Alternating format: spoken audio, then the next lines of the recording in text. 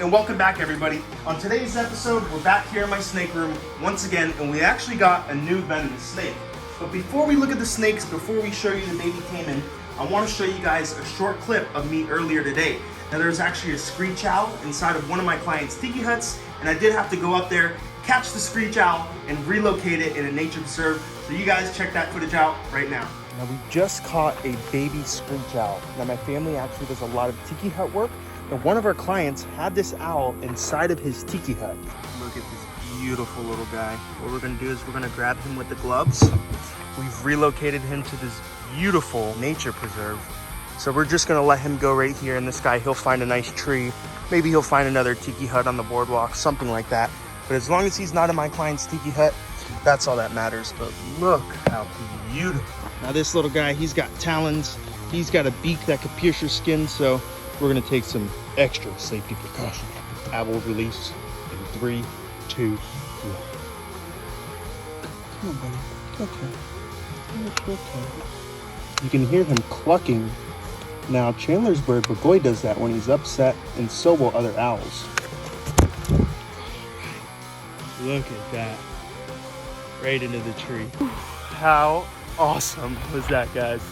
All right, back to the video. Here's a quick little update on our baby cayman. Now, like I said last time, Kodak is a little shy still. Now, he's ate just a little bit, but Camo over here, he has devoured a bunch of fish, a bunch of pinkies, and some ground turkey with some supplement in it as well. So this little guy, he's doing great. He's eating. We just installed 2 new filters in each of these Waterland tubs, as well as some heaters, so that way we can get the water temperature up. These guys are doing absolutely amazing, and I have to say, I thought Kodak was gonna be my favorite of the 2 cayman, but Camo's grown on me a lot more. Now I can actually reach my hand inside this enclosure, and I can actually pick these guys up, no problem. Now that I've had these animals for a couple weeks, I can start to handle them, I can start to train them, and I can work with them a little bit more. But like I said, when you do get a new animal, you want to leave it alone for a couple weeks if possible, and then you can start training with them. Look at that little guy. He's such a tank. Whew. Now if this was Camo on the first day, he would not let me do that. But every day when I come in here, I check up on him, I go ahead, I grab him, when I feed him, I touch him. So he knows that I'm not a threat. He knows I'm daddy. All right, y'all, come over here. Check this out.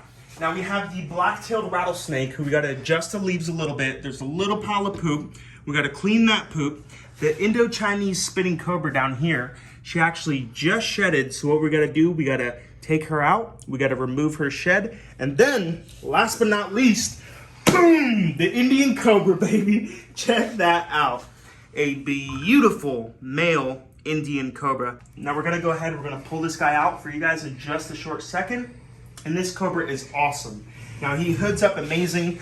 He's a great show snake, but he is a highly venomous snake. Now this cobra right here is actually one of the top 4 most deadliest cobras in India. We're gonna jump right into it. We are going to clean the rattlesnake's cage, which I have actually named Tequila, thanks to one of my followers. So the rattlesnake's name is Tequila, and since this cobra down here is Indian, we're gonna go ahead and we're gonna name him Tikka, after chicken tikka masala.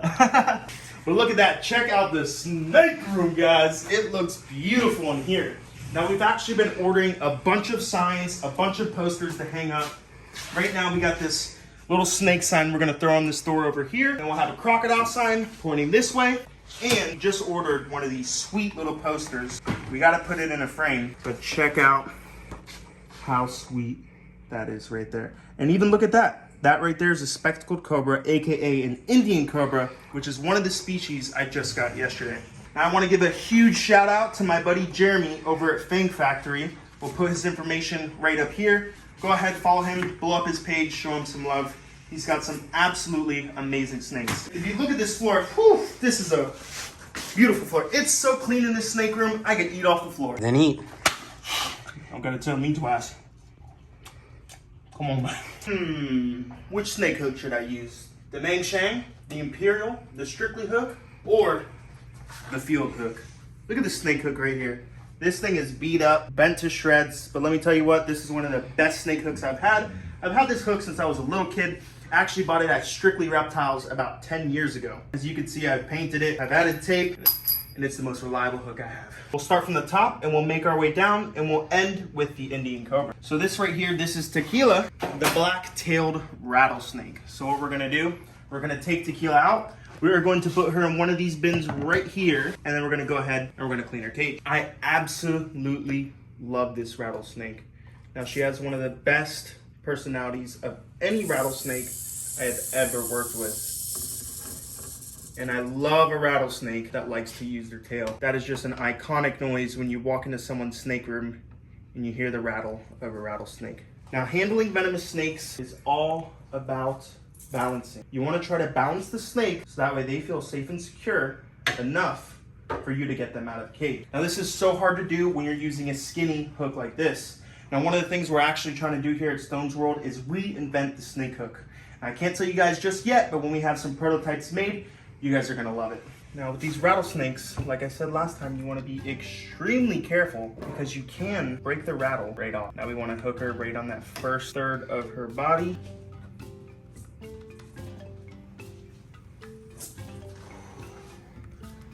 Look at that. Beautiful Arizona black-tailed rattlesnake. Now, while we have her out, while we're cleaning her cage, Robert, go ahead and zoom and just give our viewers an up-close and personal look of that snake's body. Check out that head. Oof. I actually love these snakes. Zoom in on her nose. Look at how the scales on her nose are actually black. That is super, super cool. Now, another cool fact about these guys that I did not tell you last time is that when the males breed with the females, they're actually known to stay with the female for about 4 to 5 days, sometimes even a week after, to basically protect the female and make sure no other males get to breed. What we're gonna do is we're just gonna toss her right in that bin. Beautiful, beautiful rattlesnake. Her tail feels so, so cool. All right, now when it comes to cleaning these vision cages, it's a lot harder because they're so big. It's unlike the tubs. You can't really just take these guys outside and clean it. So for the most part, you have to spot clean this poop. And then when there's a nasty pile, you actually have to use some chlorhexidine, get the poop out, and spray it down. Now this solution, we use chlorhexidine. It is actually an antiseptic that is used for a lot of livestock and a lot of horses. And it's one of the best stuff used for cleaning snakes. But y'all already know, do the sprinkle technique and get it done. Guys, check out my shirt. Robert, get a shot of that shirt. I wanna give a huge shout out to my boys over in Costa Rica, hooking me up with this Carciopello shirt. Chandler got a Bushmaster one. I got a Fertilance shirt, and I absolutely love it. Look at the realistic quality on this. Absolutely amazing. Favorite shirt I own. Look at that long black tongue. What he's doing is he's tasting the air. It's his way of basically smelling, trying to figure out, is this food? Am I a threat? What am I? And what am I gonna do? Well, I'll show you what I'm gonna do, boy. This is why I really want to reinvent the snake hook, because if you look at the tip of my snake hook, it's very, very pointy. Now, it's not the most blunt object in the world, and sometimes it can hurt these snakes. So one of those things I want to do to reinvent the snake hook is I actually want to add a rubber tip on top of the snake hook, so that way when you grab it, it doesn't poke him and it won't bother and make the snake mad. All right, y'all. You know, safety first, always. All right, what we're gonna do is we're gonna pull out this black and white spitter because he's got a little bit of old shed we want to get out of his enclosure. And he's been doing very, very nice ever since we filled in that top lip of the cage. He has not been able to get back up there, and he is forced to use his hide up in the back of the cage. All right, so I got pretty much all of the shed out, but I have destroyed these plants. So what we're gonna do, we're just gonna take this guy out. Woo-hoo. Look at this. Our black and white spitter is doing amazing. You guys can see he just shedded, so his colors are a lot better than they were before. But my glasses are fogging up, so we're not gonna waste too much time. We're gonna try to get this guy in the bin as soon as possible. Right. Look at that cookies and cream color. You know what I think? I think we're gonna name this guy Oreo because he's black and he's white, so why not? So we got Oreo, we got Tika, we got Tequila, we got Camo, and we got Kodak. I'd say those are some pretty good names right there. We're gonna get this snake in here, close the bin, take off those goggles because I'm sweating. All right, we got this cage all rearranged. So what we're gonna do, we're gonna get this Cobra, get it back in the cage. Now, just a quick little update for you guys. We're going to be going to the Daytona Reptile Show, August 20th and 21st. So if you guys are in the area, you want to see me, stop by, check it out. It's going to be an awesome time. We're also going to be filming a video and going live at Daytona. So August 20th, you guys get ready. We're going to be going live. I can't express enough how much I love this snake. The patterns on him are just so unique. And one thing I love too is that he does not spit that much. This Cobra really doesn't spit that much. Now I was messing around with the lock for one day and he went ahead and he spit on the glass, but that is the only time this Cobra has ever spat at me. Ooh, look at that hood. Look at that hood.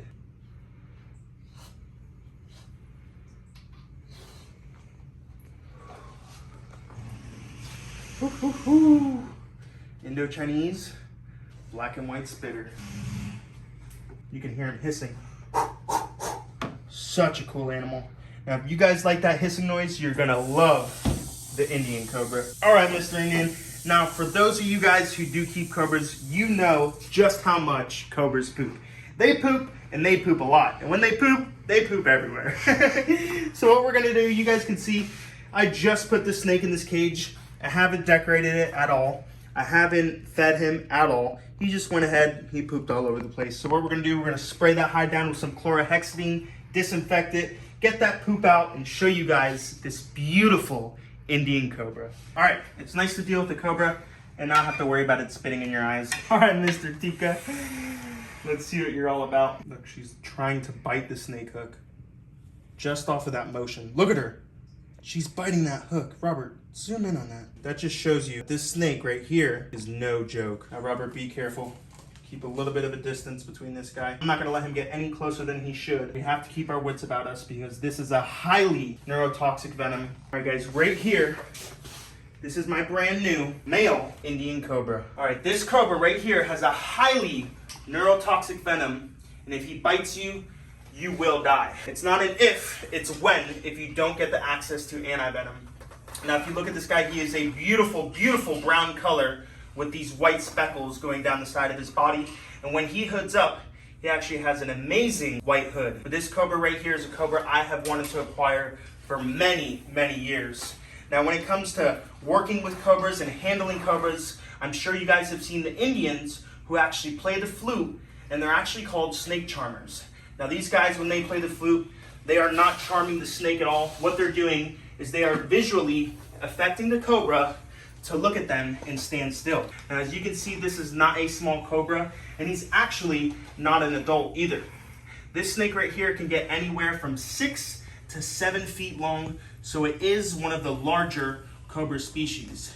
Now, out of all the Cobras in India, this snake right here has actually one of the widest and most pronounced hoods out of all the true Cobras in India. So you'll find these guys in Sri Lanka, you will find them in Pakistan, and you will find them in the heart of India. Now, another name for this snake, not just the Indian Cobra, but they actually call them the spectacle Cobra. Because when this guy hoods up and he puts on a display, he actually has 2 little dots on the back of his hood that look like a pair of glasses, AKA spectacles. So that is how they get the name the spectacle Cobra. He's just out and about on a cruise. He wants to go say hi to the cayman. Now, this is a new snake, so we don't want to mess with him too much. So what we're gonna do, we're just gonna put him in this bin, clean his cage, and carry on with our day. Look at the belly on that snake. Look at all the different colors he has.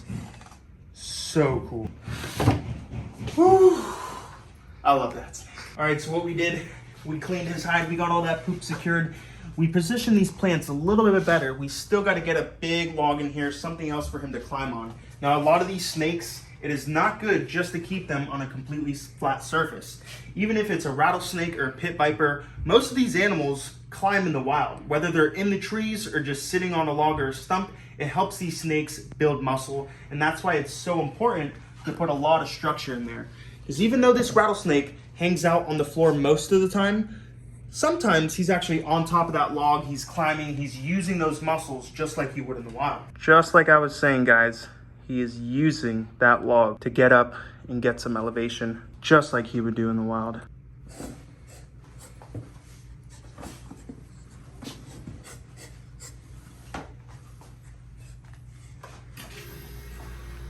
Look at that. Look at that beautiful hood. You can see once he opens that hood up, he's got a ton of white on it. We're gonna put this beautiful cobra back in her exhibit. Beautiful, beautiful snake. She'll probably tear up all those leaves, but it's all right. Now, a lot of cobras are like this. They're super defensive inside of the enclosure, but when you pull them out, they don't want to hood up too much. But there, you guys can see that beautiful spectacle, those two dots, and that beautiful white color at the top of his hood. Robert, thank you for filming. No problem. I know it's hot in here, but thank you. Guys, look at the hood on this cobra. Now, these cobras in particular are known to hood up extremely high. Now, that's why I have this guy in this super tall vision cage rather than this over here, because he can get a lot higher if he wants to go ahead and stretch out his torso. Look at that. Check out that black and white spitter hooding up. See if we can get him to spit. All right, guys, and that is my Indian cobra. Robert, come over here. Check out this snake. Now, I didn't just get the Indian cobra yesterday. I also got this bad boy right here. Now, you guys are gonna see this guy on the next episode. So what we're gonna do is we're gonna black him out. You guys can't see him for now. But if you guys wanna go ahead and follow me on Instagram, you'll actually see all these snakes sooner than you will on YouTube. Our catfish pond is doing great. Look at those guys. You gotta be careful because they're very sporadic. These fish will switch as fast as they can and they'll stab barb right into your hand. Look at this water. Look how absolutely clear this water is. If you guys wanna see us transform this into a crocodile enclosure, we'll throw a brick here with some lights and we'll throw a head. What do you think? How many Nile crocodiles, Robert? 6? 4? 8? How many Nile crocodiles do you wanna see in this cage? I guarantee you we're gonna turn this into a crocodile enclosure. We'll probably take these fish, we'll put them in Chandler's Pond, and we'll turn this into a sweet animal enclosure. All right, let's do a quick little update to end the video with Mr. Kodak right here. Like I said, he is one of the more skittish crocodilians I have right now. So that is a better reason for me to go in here and try to handle them, because he is more skittish. So what I wanna do is I wanna handle him more than the other crocodilians because I want him to know. Because I want him to know that I'm not a threat. Now you guys will see me flinching even with these baby crocodiles and these baby cayman because these guys are dangerous. Now even though this guy is only 8 inches long, he will rip your finger to shreds, and I promise you he will. Yeah, so what we're gonna do. All right, guys. Mr. Kodak, if you guys like today's video, don't forget to comment, like, and subscribe to Stone's World. Let's go, baby.